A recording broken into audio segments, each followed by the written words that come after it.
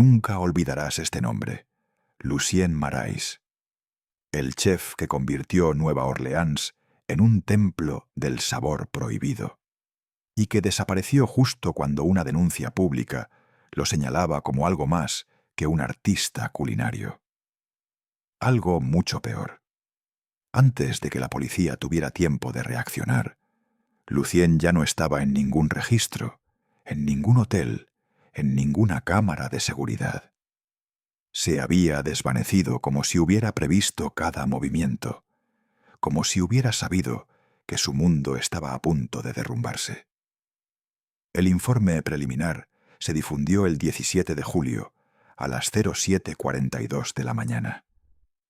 Un periodista local, casi temblando, presentó un audio filtrado que aseguraba que uno de los ingredientes que daban fama a los platos exóticos de Lucien provenía de restos humanos. La noticia estalló antes de que la policía pudiera confirmar nada. Lo que sí confirmaron fue otra cosa. La última persona que lo vio con vida era su expareja, Camila Duarte, una mujer discreta, de voz baja, que nunca había querido hablar de él, hasta ese día. Camila llegó a la comisaría por voluntad propia. Entró sola, sin maquillaje, con el cabello atado de forma desordenada. Tenía los ojos rojos, pero no parecía haber llorado. Más bien parecía no haber dormido en absoluto. Lo primero que dijo fue: «Yo sé cuándo él dejó de estar bien, y sé qué noche empezó todo esto». Los detectives intercambiaron miradas. Su tono era plano, sin dramatismo, como si hubiese ensayado cada palabra. Mientras ella hablaba, la lluvia golpeaba las ventanas de la sala de interrogatorios, arrastrando consigo ese olor húmedo y tibio típico de la ciudad. Nueva Orleans respiraba como un animal inquieto. La atmósfera era pesada, expectante, como si toda la ciudad supiera que lo que estaba por contarse no era solo un escándalo culinario, sino algo más profundo, más oscuro. Camila tomó aire. «Lucien no siempre fue así», dijo. «La gente solo conoció su versión final, la que ya estaba rota.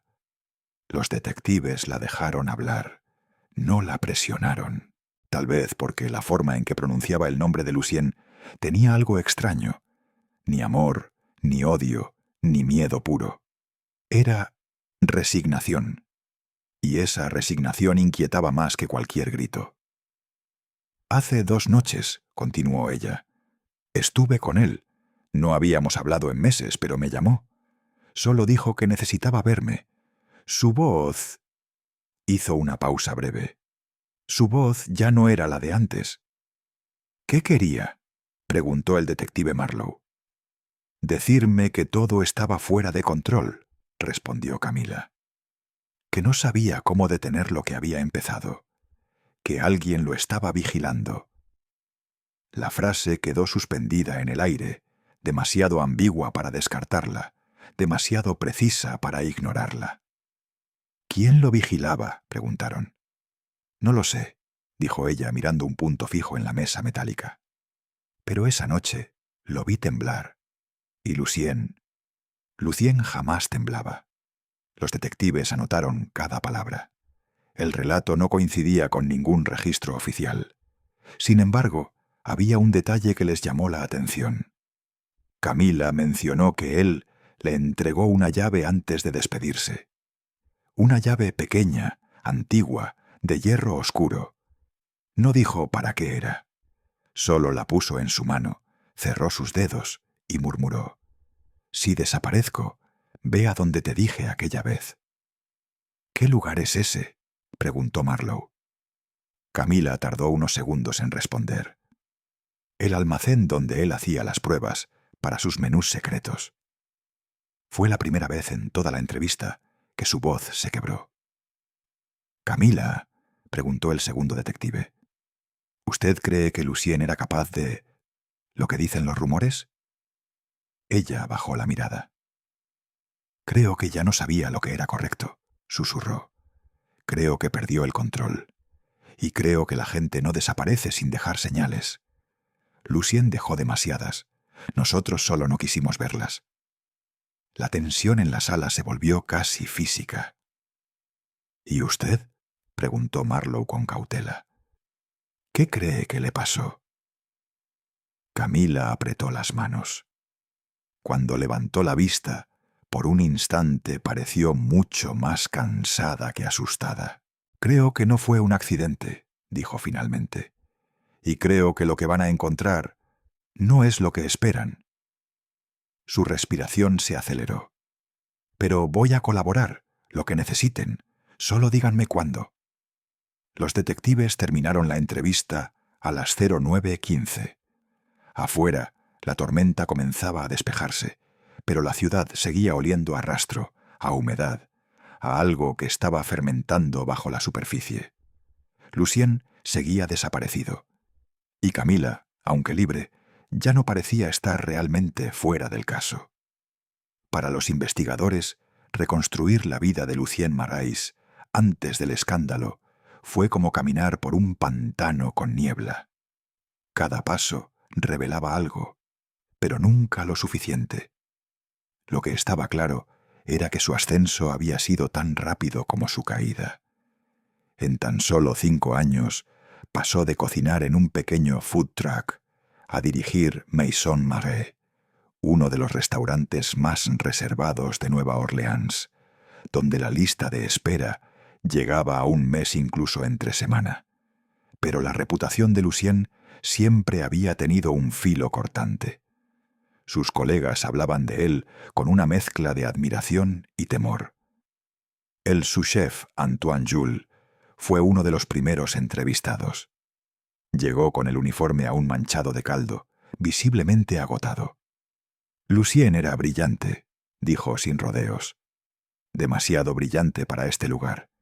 Pero la genialidad tiene un precio, y él lo pagaba caro. ¿En qué sentido?, preguntó la detective Ruiz. Antoine se pasó una mano por la nuca. No dormía, no comía, no confiaba en nadie. Todo tenía que ser perfecto, siempre. Y cuando un plato no respiraba la esencia correcta, como él decía, podía tirarlo contra la pared. Los cocineros jóvenes lo confirmaron. Uno de ellos relató que en sus últimos meses Lucien había dejado de probar la comida con cucharas comunes y había comenzado a usar piezas de metal talladas a mano. Decía que el material alteraba el sabor y que sólo ciertos metales podían transmitir la sensación correcta. Nadie entendió nunca a qué se refería. Un vecino del edificio donde vivía en el distrito de Treme contó una historia aún más inquietante. A veces lo oía hablar solo, murmuró la señora Leblanc arrugando el ceño. Pero no como quien reflexiona. Era como si escuchara, como si respondiera a algo que ya estaba ahí. Los detectives no encontraron evidencia de que Lucien tuviera problemas psiquiátricos diagnosticados, pero muchos coincidían en que su obsesión con la perfección había comenzado mucho antes de que su restaurante alcanzara la fama. Lo describían como un hombre callado, disciplinado, educado, casi ceremonioso. Cada gesto, cada movimiento en la cocina, parecía tener una lógica interna que él no compartía con nadie. Pero Camila, cuando fue consultada para clarificar detalles, ofreció un ángulo más íntimo. Lucien odiaba el ruido, dijo, mientras observaba una fotografía del restaurante. No soportaba los sonidos repentinos. Cuando estábamos juntos, si dejaba caer un vaso sin querer, podía quedarse paralizado por un segundo, como si algo dentro de él se rompiera. ¿Y siempre fue así?, preguntó Marlowe. No, respondió ella. Antes no. Era intenso, sí, pero no frágil. Todo cambió hace 2 años, después de un viaje a Baton Rouge. Volvió distinto, más cerrado, más obsesivo, como si hubiera visto algo que no quería contarme. Nunca me dijo qué pasó allí. Varias entrevistas más adelante, un patrón emergió. Lucien era amado por los clientes, temido por el personal, respetado por críticos gastronómicos y observado con cautela por quienes lo conocían en privado. Su cocina era impecable, su comportamiento impredecible, y nadie parecía haber conocido al verdadero Lucien. Un camarero del restaurante contó un episodio que los detectives anotaron con especial interés. Una vez, un cliente devolvió un plato porque estaba demasiado fuerte. Lucien salió a la mesa, muy calmado, y le preguntó si sabía lo que era el verdadero sabor. El cliente rió. Lucien no. Se quedó mirándolo hasta que el hombre se incomodó. Luego volvió a la cocina y estuvo diferente, frío, distante.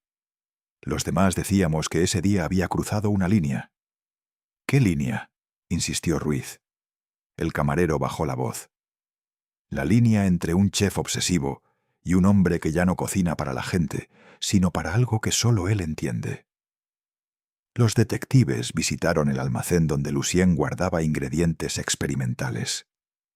El lugar estaba limpio, ordenado, pero había un olor tenue, metálico, difícil de identificar. En las paredes encontraron notas escritas a mano, con frases cortas. El cuerpo recuerda lo que la mente olvida. La textura es confesión. El sabor es un tipo de verdad. No parecían instrucciones culinarias, parecían mensajes para sí mismo. Uno de los empleados afirmó que, en los últimos meses, Lucien había dejado de socializar y ya no salía con amigos.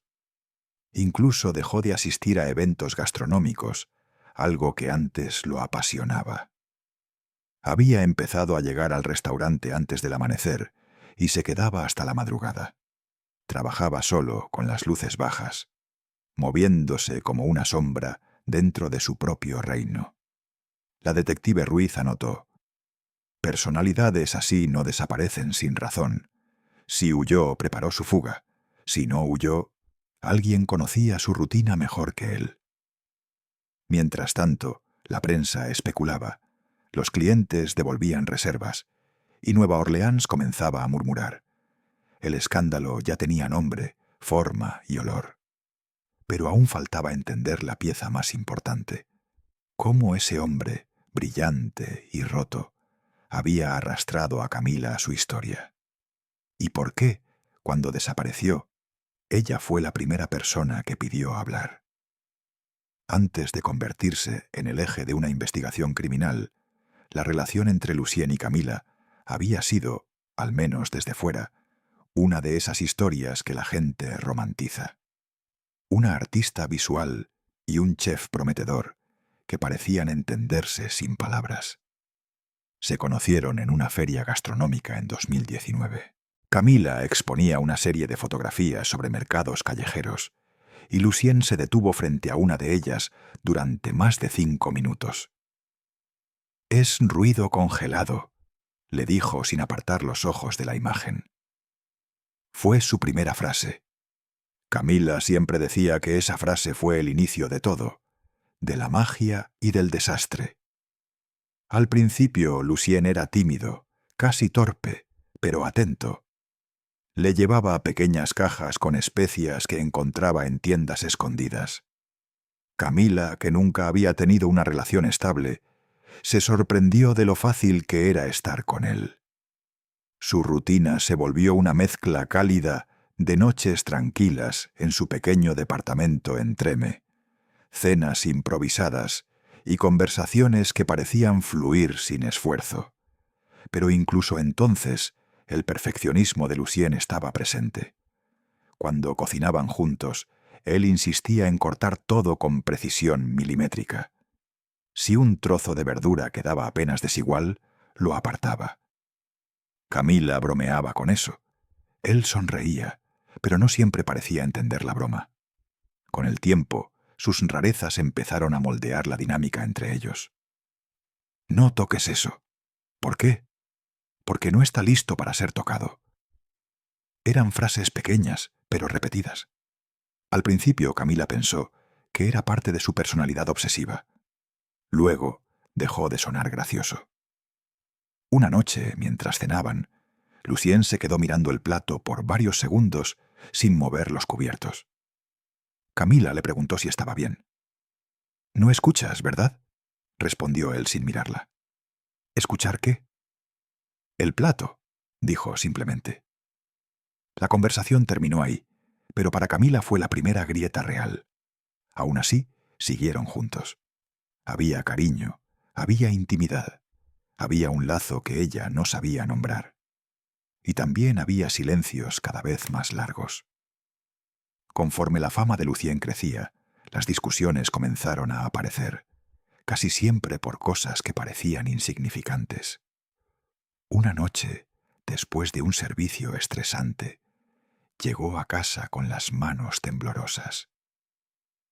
«No lo entienden», susurró. «Nadie entiende de qué se trata». Camila intentó abrazarlo, pero él se apartó, no con violencia, sino con una incomodidad fría.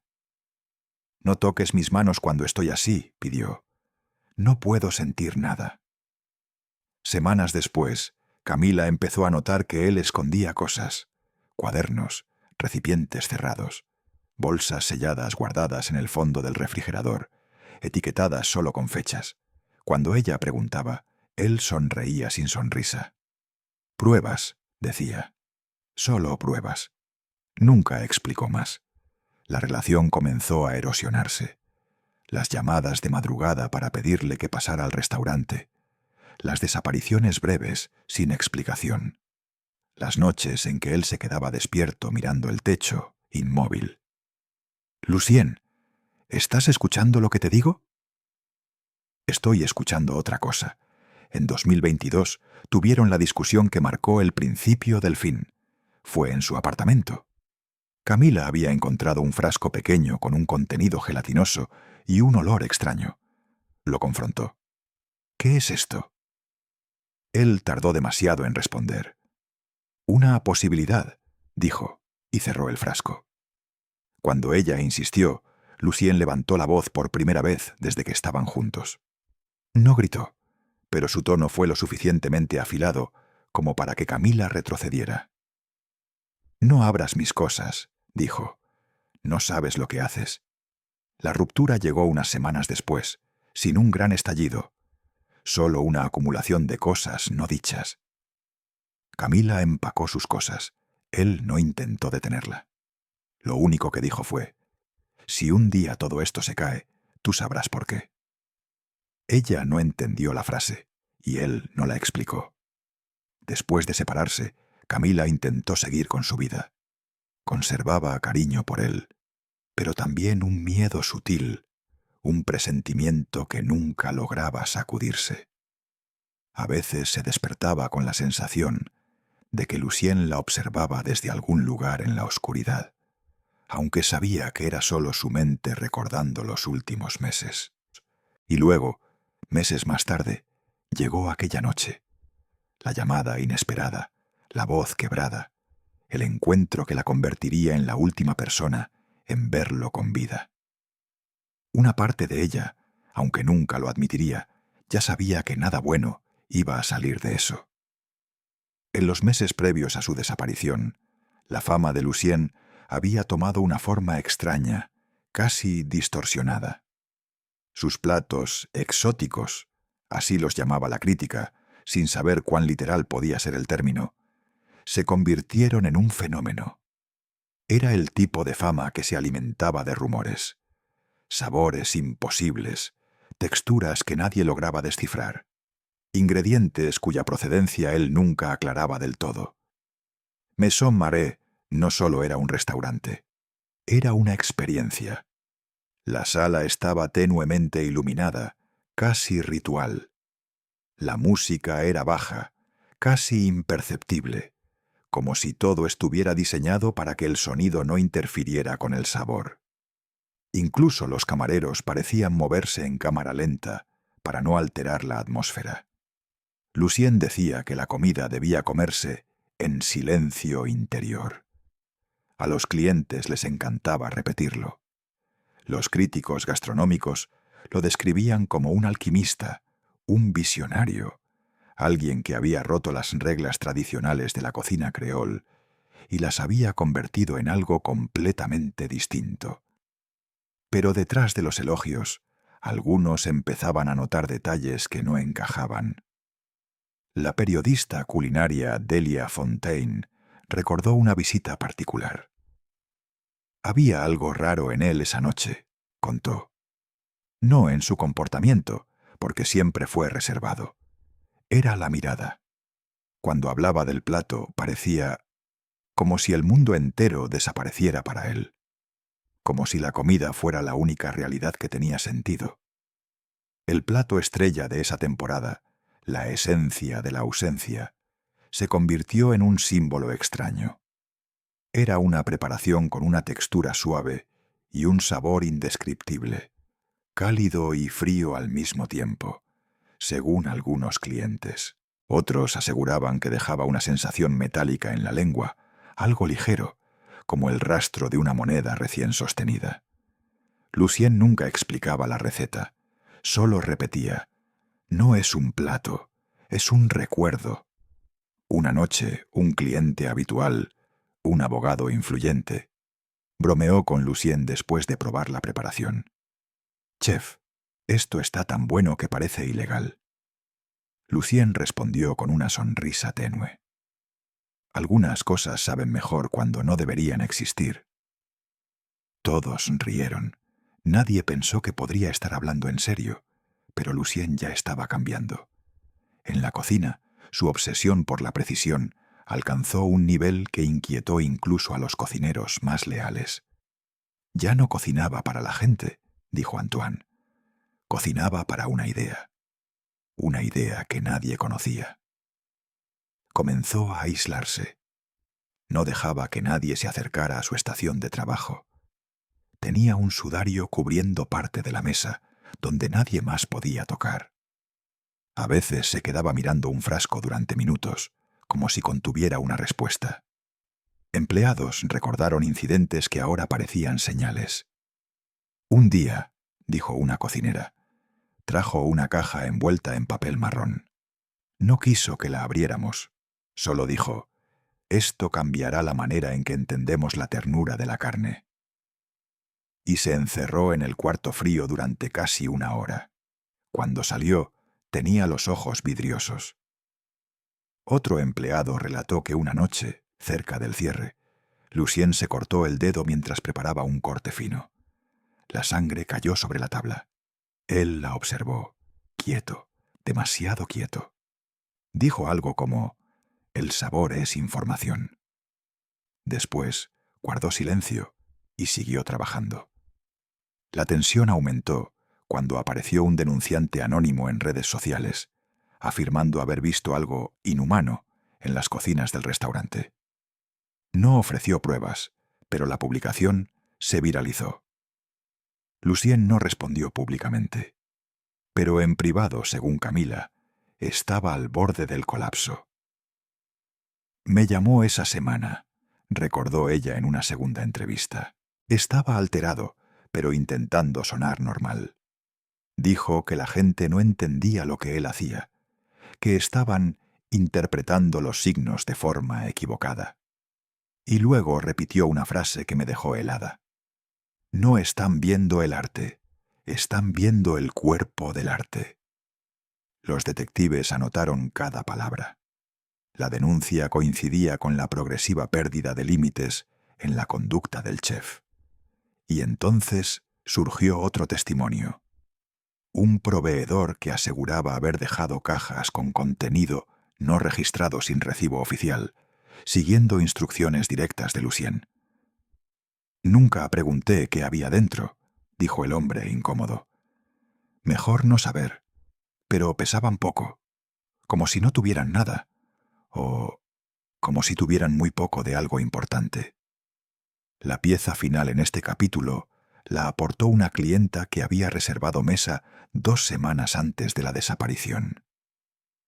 Lucien salió personalmente a la sala, algo que no acostumbraba, contó. Me preguntó qué sentía después del primer bocado. «Dígame la primera palabra que le venga a la mente».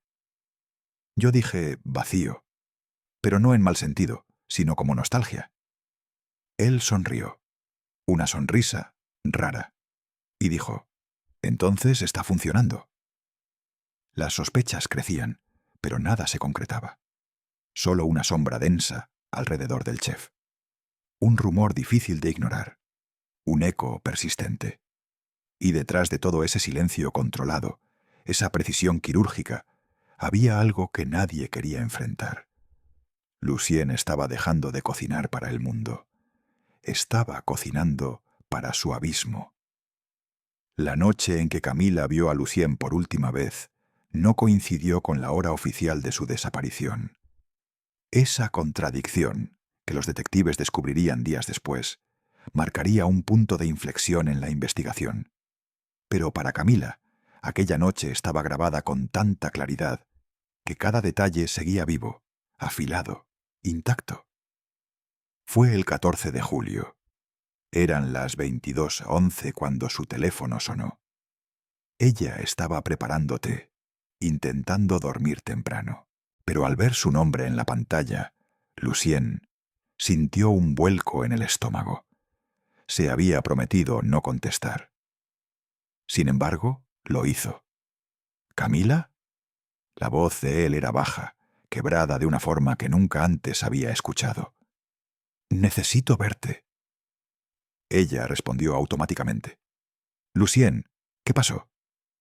Hubo un silencio largo, húmedo, como si él estuviera escondido en un lugar donde hasta respirar hacía ruido.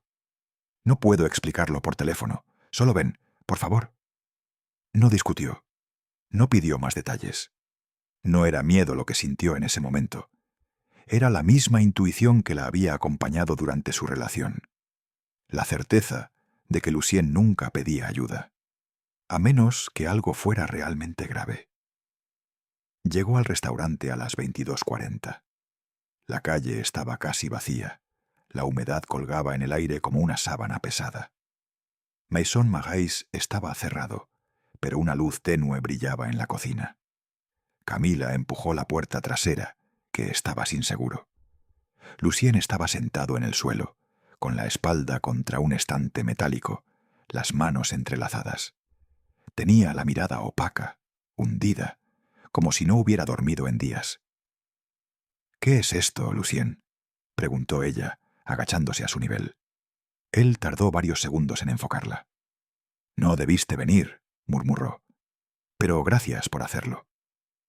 Camila sintió un impulso de tocarle el brazo, pero se detuvo. Él estaba rígido, tenso. «¿Qué te hicieron? ¿O qué hiciste tú?». Lucien cerró los ojos. Su respiración tembló. «Están diciendo cosas sobre mí. No me importa lo que digan. Yo sé lo que hice. Yo sé por qué lo hice». Se interrumpió, como si las palabras lo asfixiaran. «Pero no entienden. No entienden que no era maldad. Era precisión, necesidad». Camila se estremeció. Él abrió los ojos y fijó la mirada en ella, con una intensidad que la hizo retroceder un poco. «Camila, tú sabes cómo soy. Tú viste las señales antes que nadie. Tú me dijiste que parara, y no te escuché». Ella tragó saliva. «Lucien, necesito que me digas si hay algo de cierto en lo que están diciendo. ¿Importa?», preguntó él con una voz inquietante, hueca. «La gente nunca quiere la verdad. Solo quiere una historia que pueda digerir». Se incorporó lentamente. Estaba más delgado, más pálido. Sus manos temblaban. «No estás bien», dijo Camila. «Necesitas ayuda». «Necesito silencio», respondió él. «Necesito que todo esto se detenga». Camila lo observó con creciente alarma. Lucien no estaba delirando. Estaba lúcido, pero roto. Roto de una forma que desbordaba peligro. «Escúchame», insistió ella. «Si hay algo que hiciste, si hay algo que ocultar, tienes que enfrentarlo. Esto no va a desaparecer». Lucien dio un paso hacia ella. «Por eso te llamé», dijo, más suave. «Porque eres la única que podría entender, no lo que hice, sino por qué». Camila negó con la cabeza. «No, Lucien, No puedo entenderlo si no hablas. Él pareció dudar. Luego tomó su mano y depositó una llave pequeña y fría en su palma. Si mañana no aparezco, ve allí. ¿Dónde? Tú sabes dónde, susurró él. El lugar donde te dije, cuando tenía miedo de perderme. Ella recordó de inmediato. Aquel almacén en el extremo del distrito industrial. Un lugar que había odiado desde la primera vez que lo acompañó allí, porque sentía que Lucien respiraba distinto dentro de esas paredes. Camila quiso insistir, pero él desvió la mirada hacia la puerta. «Vete, Camila. Hoy no debes estar aquí. No voy a dejarte así». «Vete», repitió, con un tono que ella no reconoció. Era una mezcla de súplica y amenaza, una implosión emocional que la hizo retroceder. Salió del restaurante sin mirar atrás. Cuando giró para verlo a través de la ventana, Lucien ya no estaba ahí. A las 23:03, Camila subió a su coche y se quedó parada con las manos en el volante, respirando con dificultad. Sintió que algo en él había cruzado un umbral invisible esa noche, algo irreversible. Lo que no sabía, lo que no podía saber, era que para el registro oficial, Lucien había sido visto por última vez a las 20:17, casi 3 horas antes de su encuentro con ella, y que nadie, absolutamente nadie, tenía explicación para ese desfase. El 15 de julio, a primera hora de la mañana, el caso de la desaparición de Lucien Marais pasó oficialmente de persona no localizada a investigación criminal activa. No porque hubiera pruebas concluyentes, sino porque cada pieza de información nueva abría otra grieta en la lógica del caso. Y porque, aunque nadie lo dijera en voz alta, todos en la comisaría intuían que no estaban buscando a un hombre perdido. Estaban buscando las consecuencias de algo que llevaba tiempo fermentando. Los detectives Ruiz y Marlowe encabezaron la investigación. Su primer movimiento fue revisar cámaras, registros, llamadas y horarios. Lo que encontraron generó más confusión que respuestas. Lucien fue grabado entrando al restaurante a las 19:02, explicó Ruiz, revisando las imágenes cuadro por cuadro. Y salió a las 20:17, solo, tranquilo, con una bolsa pequeña en la mano. Sin signos de alteración, agregó Marlowe. Camina normal, rostro neutro. Parece un cierre de turno cualquiera. Pero según Camila, él estaba en el restaurante cuando ella llegó a las 22:40, y su estado era completamente distinto. «No coincide», dijo Marlowe arrugando el ceño. «O Camila miente, o alguien está manipulando el timeline». «Camila no parece una mentirosa», respondió Ruiz. «Está asustada, pero no manipulando nada». «Entonces tenemos otra posibilidad», murmuró Marlowe. Lucien volvió, pero por una entrada que no captó ninguna cámara. ¿Por qué haría eso? ¿Para no ser visto? ¿O porque no quería que quedara registro? Los dos compartieron un silencio tenso. Mientras tanto, se iniciaron entrevistas formales. La primera en la lista, el personal del restaurante. Antoine fue directo al grano. Lucien estaba raro esa noche. Llegó antes de lo habitual. Pasó horas encerrado en la cocina fría. No nos dejó entrar. Cuando salió, estaba empapado de sudor. ¿Dijo algo?, preguntó Ruiz. Sí. Hoy no prueben nada. Eso dijo, y se fue a su despacho sin mirar a nadie. La cocinera Claire confirmó el comportamiento extraño.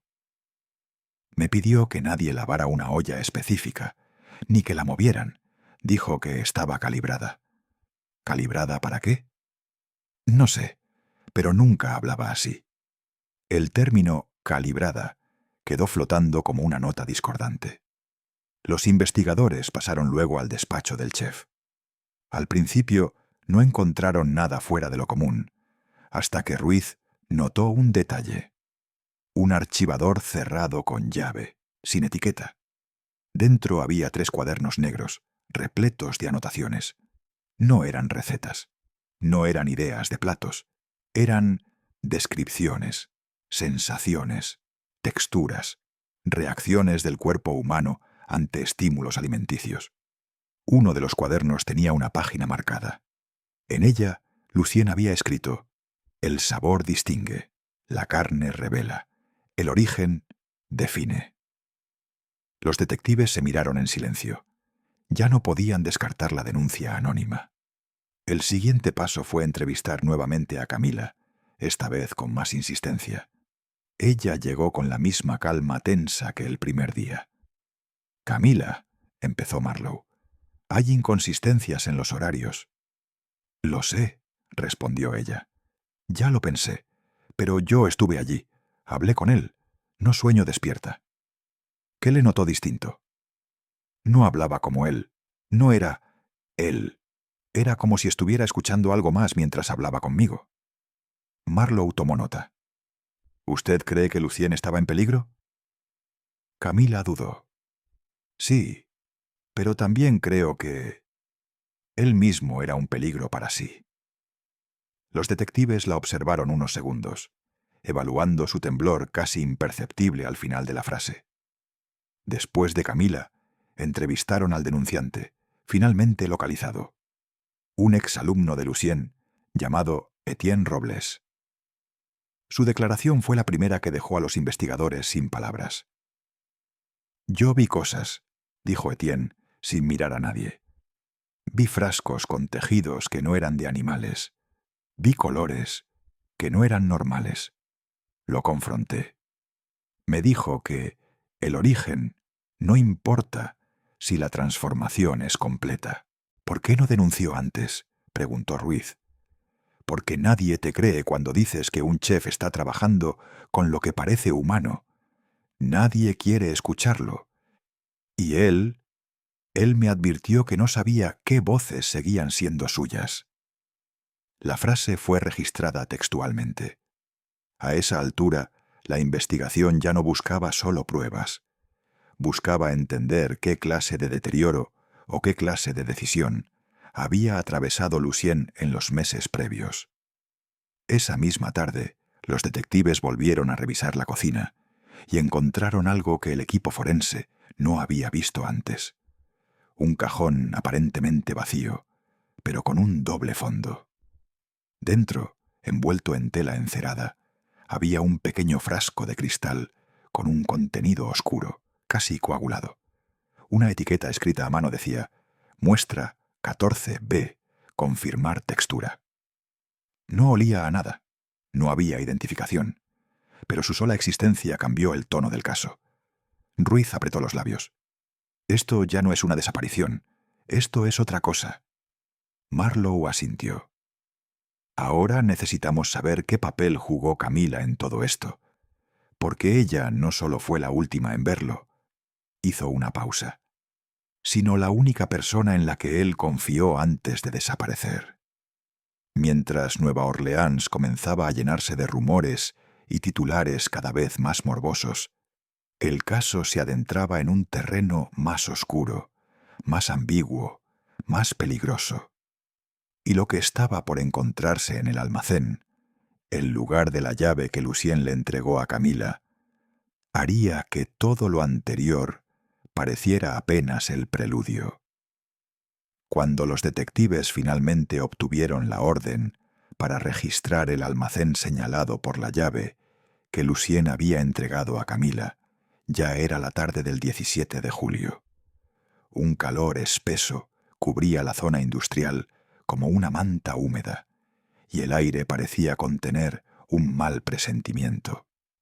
El edificio estaba al final de una calle sin salida, rodeado de contenedores oxidados y muros grafiteados. Camila, aunque no estaba obligada a asistir, insistió en acompañar a los agentes. «Si esto tiene que ver con él», dijo, «quiero saberlo. No más sombras». El interior del almacén era frío, casi inexplicablemente, como si la temperatura no coincidiera con el exterior. No había electricidad conectada, y aún así El olor era sorprendentemente limpio, una mezcla indefinida entre metal, alcohol y algo más tenue, como tierra húmeda. Ruiz encendió una linterna y avanzó entre estanterías que parecían abandonadas desde hacía años. Pero no lo estaban. Había huellas frescas, marcas recientes en el polvo, señales de actividad constante. Él venía aquí a menudo, susurró Camila, sin que nadie le preguntara. Tenía una rutina. Decía que necesitaba un lugar donde el sabor pudiera escucharse sin interferencias. Marlowe detuvo su búsqueda y la miró fijamente. ¿Qué significa eso? Camila negó lentamente. Nunca lo supe. Al fondo del almacén encontraron una puerta metálica reforzada. La llave encajó perfectamente. Al abrirla, un olor más intenso emergió. Alcohol, yeso, especias, humedad y algo tenue, apenas perceptible, que los cuerpos reconocen antes que la mente. El aire se volvió más pesado. La luz de las linternas reveló lo que parecía un pequeño laboratorio improvisado. Mesas de metal, recipientes herméticos, una nevera portátil, cajas apiladas, cuadernos, etiquetas. Ruiz se acercó a la mesa central. Allí había una libreta abierta, con letras grandes, casi frenéticas.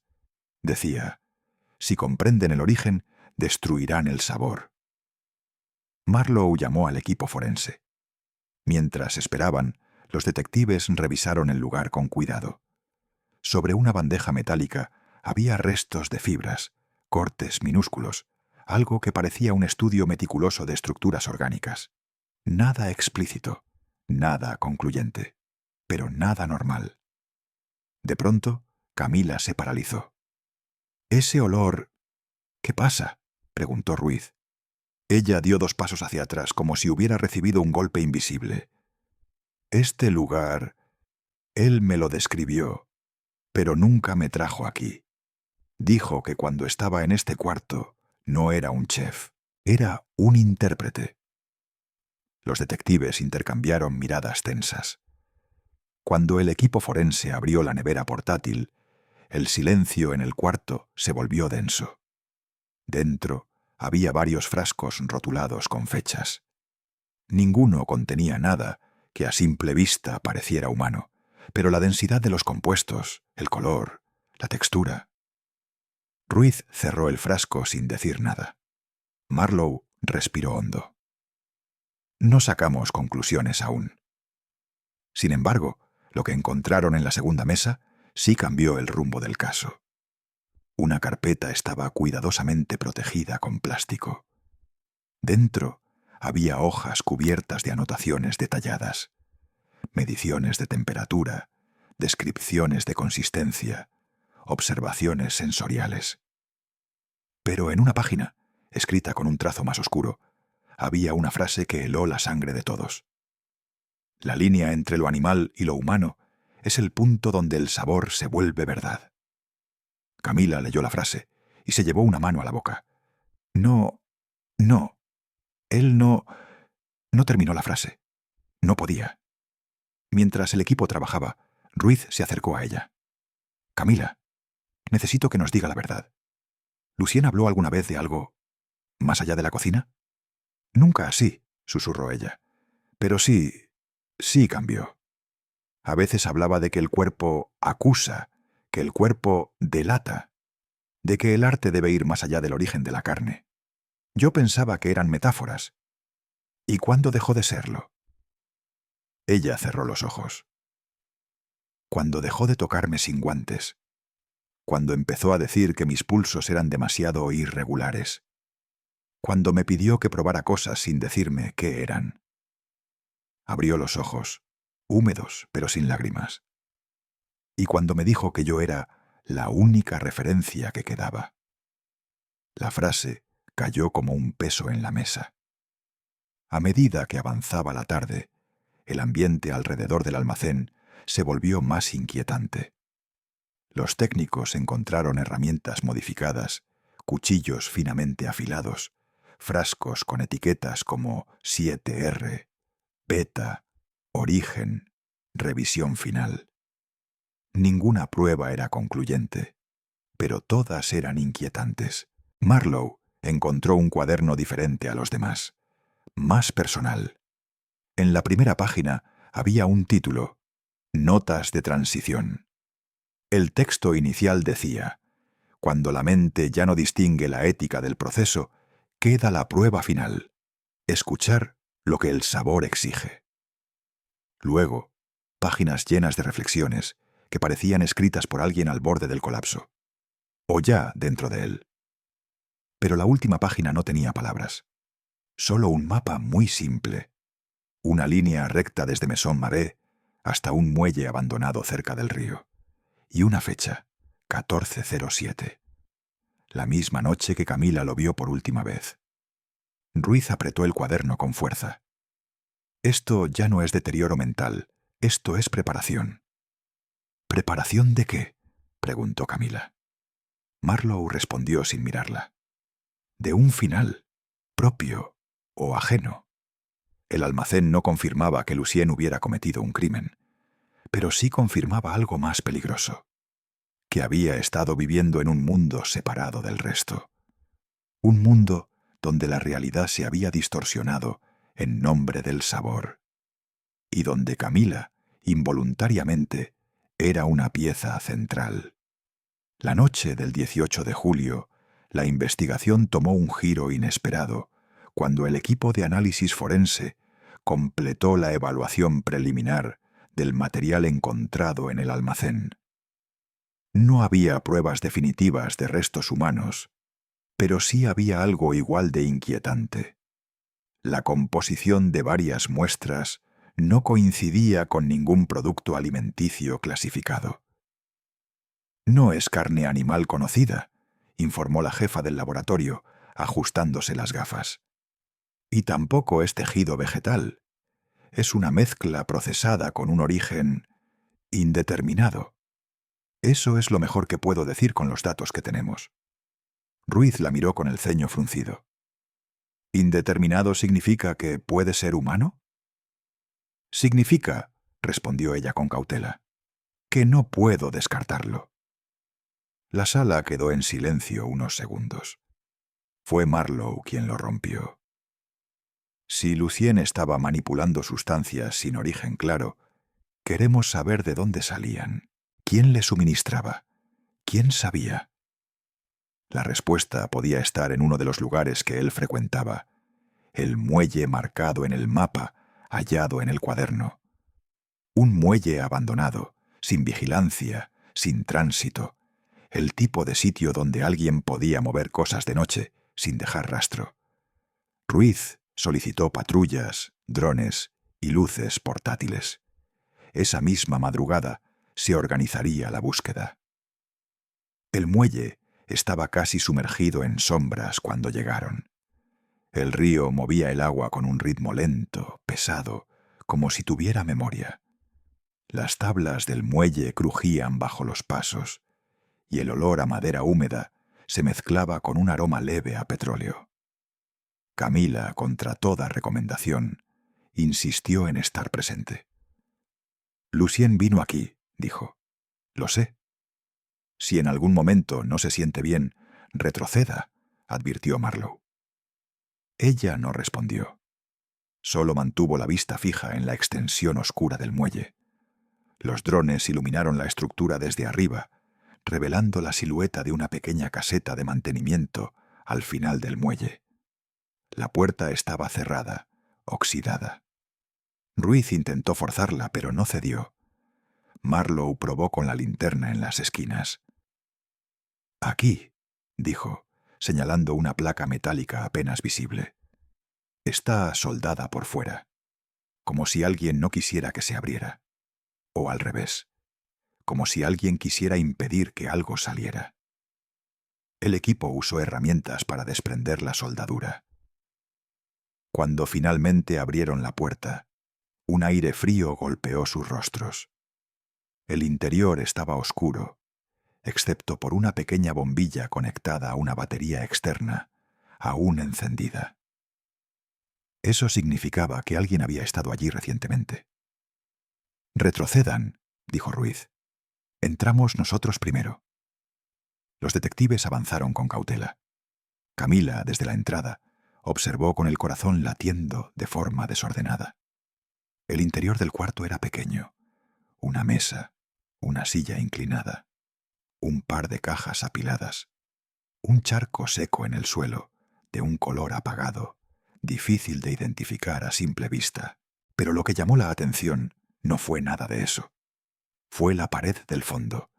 Había marcas, decenas de marcas, como líneas hechas con un objeto puntiagudo, a veces rectas, a veces curvas, algunas agrupadas, otras aisladas. Nadie supo interpretarlas al principio. «¿Qué es esto?», preguntó Ruiz. Camila entró un paso más, incapaz de detenerse. Cuando vio las marcas, su respiración cambió. «Él hacía esto en sus cuadernos», dijo. «Cuando estaba muy alterado, cuando no podía escribir palabras, hacía formas. Decía que eran ecos». Marlowe tomó una foto. «¿Ecos de qué?». Camila bajó la voz. De lo que escuchaba cuando estaba en silencio. Las palabras quedaron flotando en aire denso. Sobre la mesa, entre papeles arrugados, había un objeto pequeño. Un llavero de metal con la inicial L grabada. Estaba oxidado por los bordes, pero fresco en el centro, como si hubiera sido sostenido recientemente.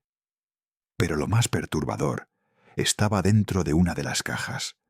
Al abrirla, encontraron varias fotografías, todas tomadas en ángulos específicos, todas mostrando platos preparados de forma impecable. Algunos eran identificables de su menú, pero otros no. Cada foto tenía una anotación detrás, escrita con una caligrafía inquietantemente alterada. Textura correcta. Olor incompatible. Demasiado cálido. Sensación adquirida. Y en la última fotografía, un plato sin nombre, solo una forma abstracta sobre un fondo blanco. Había una frase que heló la sangre de todos. El origen ya no importa, solo la perfección. Camila retrocedió, llevándose una mano al pecho. Él no hablaba así, ni siquiera en sus peores días. ¿Qué le pasó? Ruiz respondió con una franqueza amarga. Algo lo llevó a un lugar donde ya no había regreso. Fue entonces cuando uno de los agentes llamó desde afuera. «Detectives, deben ver esto». En la orilla del muelle, atrapada entre las tablas, encontraron una camisa doblada cuidadosamente. Era una prenda de chef, de alta calidad, manchada en el cuello. En la etiqueta, bordado a mano, estaba el nombre completo: Lucien Marais. Camila soltó un suspiro entrecortado. No puede ser él. Él nunca dejaría su chaqueta así. Nunca. Ruiz tomó la prenda con guantes.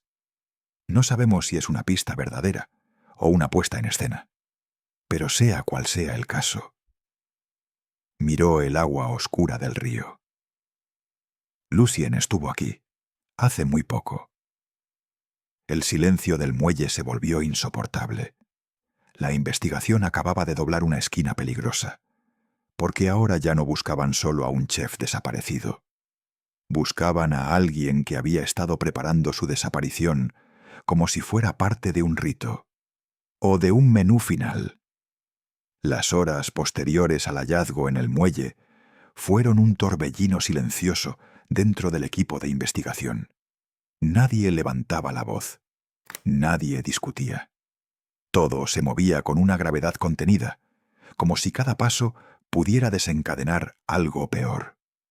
Había dos líneas posibles. O Lucien estaba actuando con una precisión que rozaba lo inhumano, o alguien estaba imitando cada una de sus obsesiones para confundirlos. Pero la evidencia apuntaba siempre hacia él. La camisa no tenía rastros de sangre fresca, pero sí microfibras que no coincidían con ninguna prenda de uso común. La jefa del laboratorio lo denominó material no catalogado. No era suficiente para una conclusión, pero sí para sembrar miedo. A la mañana siguiente, Ruiz y Marlowe citaron a Camila en la comisaría. Ella llegó con el rostro más cansado que nunca, pero sin perder esa serenidad quebrada que la caracterizaba desde el primer día. «Camila», comenzó Marlowe, «tenemos que saber si Lucien tenía algún motivo para desaparecer voluntariamente. Documentado, personal, emocional, cualquier cosa». Ella respiró hondo antes de responder. Lucien no creía en las desapariciones voluntarias. Decía que la ausencia solo es válida si está pensada como mensaje. ¿Mensaje para quién? Para quien quiera entenderlo, respondió, casi en un susurro. Ruiz se inclinó hacia adelante. En el almacén encontramos cuadernos, notas, registros sensoriales, cosas inquietantes. Ella cerró los ojos. Sé lo que deben pensar. Pero él no empezó así. Todo fue cambiando, muy lento, hasta que un día ya no era la misma persona. Marlowe tomó un cuaderno nuevo. ¿Reconoce esta letra?, preguntó mostrándole una de las páginas más alteradas. Camila observó los trazos temblorosos, casi desgarrados. Sí, esa es su letra. Cuando estaba al límite, cuando no podía dormir durante días. Ruiz intercambió una mirada rápida con Marlowe. «Creemos que alguien lo presionaba», dijo él, «o que él creía estar siendo presionado». «Él decía que alguien quería el origen», respondió Camila estremeciéndose. «No sé qué significaba eso para él. Nunca me explicó. Pero estaba convencido de que lo seguían, y de que si no entregaba un resultado, alguien más lo haría en su lugar». «¿Quién?», preguntó Marlowe. Camila negó lentamente. Nunca dio nombres. Nunca confirmó si era real, o si era parte de esa obsesión que lo estaba consumiendo. Mientras las entrevistas continuaban, un hallazgo inesperado surgió en el restaurante. Un técnico revisó una bandeja de acero inoxidable con rayones extraños. Los rayones parecían marcas dejadas deliberadamente, y al analizarlos con luz rasante, revelaron un patrón, una sucesión de líneas que coincidían con las marcas encontradas en la caseta del muelle.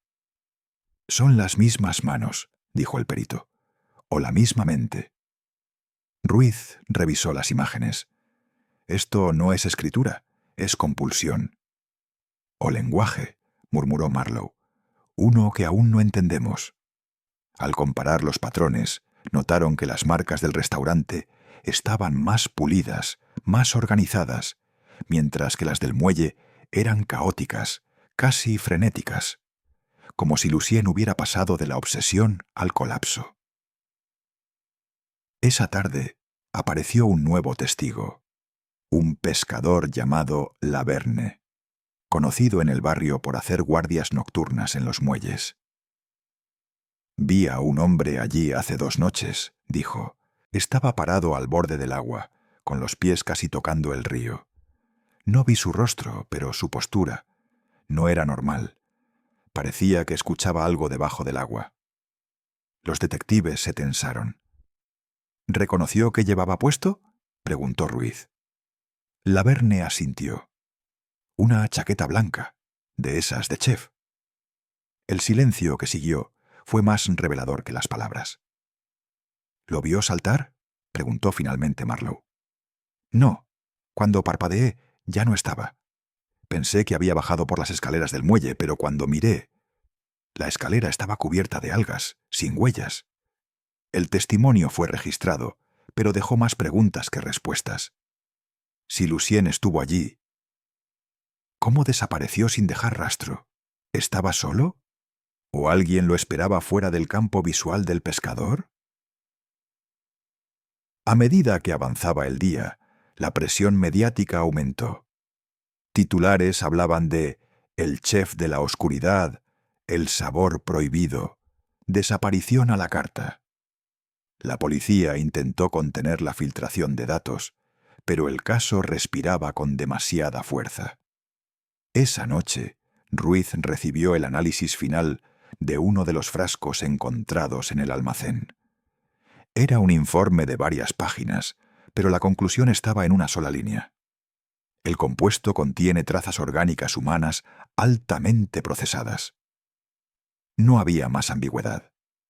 Ruiz dejó el informe sobre la mesa y se pasó las manos por el rostro. «Esto cambia todo», dijo. «No», respondió Marlowe sombrío. «Esto confirma lo que siempre temimos». Pero también planteaba un nuevo dilema. Si Lucien realmente había usado restos humanos en su investigación culinaria, ¿de dónde procedían? ¿Había una víctima sin identificar? ¿Había más de una? ¿O todo era parte de un proceso experimental que él mismo había iniciado con su propio cuerpo? Nada tenía sentido. Demasiado coincidía. Y demasiado faltaba. Fue Camila quien, sin saberlo, dio el siguiente paso hacia la verdad. A las 22:14 recibió un mensaje desde un número desconocido. Solo 3 palabras. El origen habla. Y una ubicación. No el almacén, no el muelle, sino un lugar completamente distinto. Un hotel abandonado en las afueras de la ciudad. Una zona sin cámaras, sin vecinos, sin testigos. Ruiz se puso en marcha de inmediato. Camila insistió en acompañarlos. Marlowe no quería permitirlo, pero comprendía que ella no era solo una testigo. Era parte central de la narrativa de Lucien. Y tal vez, sin saberlo, parte de su mensaje final. El hotel abandonado quedaba a 30 minutos del centro, en un tramo de carretera donde la vegetación parecía devorar el asfalto. Era un edificio gris, sin ventanas intactas, cubierto de grafitis y humedad. Un lugar donde nadie entraba sin un motivo, y donde cualquiera podía desaparecer sin dejar rastro.